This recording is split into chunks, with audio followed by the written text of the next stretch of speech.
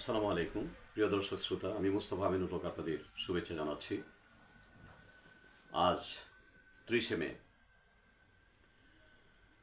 1981 সালে এই দিনে বাংলাদেশের প্রিয় নেতা, প্রিয় ব্যক্তিত্ব, বাংলাদেশিদের একজন প্রিয় মানুষ, প্রিয় প্রেসিডেন্ট, যাকে এই দিনে হত্যা করা হয়েছিল। এটা ছিল বাংলাদেশের বিরুদ্ধে দেশি তথা বিদেশি ষড়যন্ত্রের একটি বহিঃপ্রকাশ। এই মৃত্যু উনাকে শহীদ করেছেন, যে মৃত্যু বাংলাদেশের মানুষের কাছে শহীদ প্রেসিডেন্ট জিয়াউর রহমানকে আরো বেশি জনপ্রিয় করে তুলেছিল। সেদিন যারা উনার বিরোধিতা করতেন, তখন এমন মানুষকেও সেদিন কাঁদতে দেখেছি আমি। একজন মানুষ,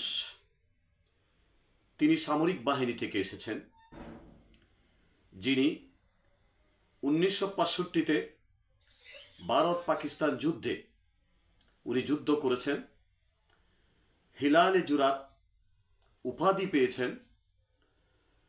এই মানুষটি আবার 1971-এ পাকিস্তানের বিরুদ্ধে অস্ত্র ধরেছিলেন। ওনার কণ্ঠে স্বাধীনতার ঘোষণা এসেছিল। দেশে অনেক জেনারেল ছিল, মেজর ছিল, অনেক বড় বড় সামরিক অফিসার ছিলেন, কিন্তু নিয়তি উনাকে সে সুযোগ দিয়েছিলেন। বাস্তবতা, চিন্তার বাস্তবতা, উনার যে চিন্তার সাম্রাজ্য, উনি দূরদৃষ্টি সম্পন্ন একজন ব্যক্তিত্ব ছিলেন, একজন মেজর ছিলেন। তখন এটা প্রমাণিত হয়েছে উনার স্বাধীনতা ঘোষণার মধ্য দিয়ে। যুগে যুগে, কালে কালে কোনো জাতির জন্য আল্লাহ মহান রাব্বুল আলামিন এক একজন ব্যক্তিকে নির্ধারণ করে পাঠান জাতিকে রক্ষা করার জন্য। সেই দিন অভিভাবকহীন বাংলাদেশিরা, তৎকালীন পূর্ব পাকিস্তান, সেই জনগণ দিশেহারা হয়েছিল। সেদিন কোনো অভিভাবক ছিল না। অনেকেই পালিয়ে গিয়েছিলেন ভারতে।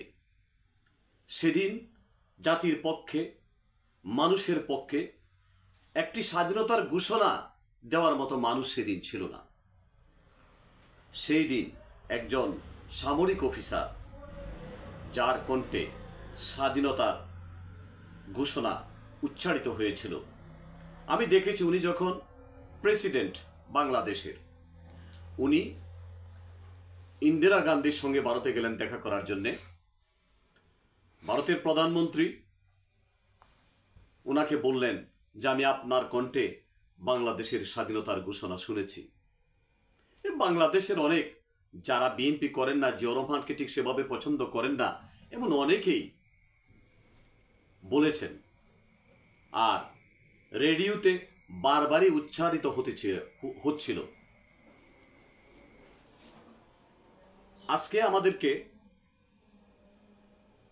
এমন একজন জাতীয় নেতার খুব বেশি প্রয়োজন হয়ে পড়েছে। আজকে দেশ অভিভাবকহীন। আজকে জিয়াউর রহমানের মতো একজন স্বাধীন রাষ্ট্রনায়কের খুব বেশি প্রয়োজন এই দেশে। আমরা আজকের এই দিনে দোয়া করি আল্লাহ যেন উনাকে হেফাজত করেন, আল্লাহ যেন উনার রহমতের ছায়াতলে উনাকে জায়গা করে দেন, এবং যুগে যুগে, কালে কালে জিয়াউর রহমান সাহেবের মতো, শহীদ জিয়াউর রহমানের মতো শাসক আমাদেরকে আল্লাহ উপহার দেন। বিশ্ব রাজনীতিতে একজন সামরিক বাহিনী থেকে এসেও উনি যে জনপ্রিয়তা অর্জন করেছিলেন, উনার যে কর্ম মানুষকে যেভাবে কাছে টেনেছিলেন, বাংলাদেশের রাখাল রাজা যিনি বা যাকে একমাত্র ফরাসি প্রেসিডেন্ট দেগলের সঙ্গে তুলনা করা যায়, আমরা নির্দ্বিধায় নির্ভয়ে আমরা এমন একজন ভবিষ্যৎ নেতা আমরা কামনা করি, জাতির ভাগ্যাকাশে যেমন আরেকজন জিয়াউর রহমানের মতো আরেকজন লোক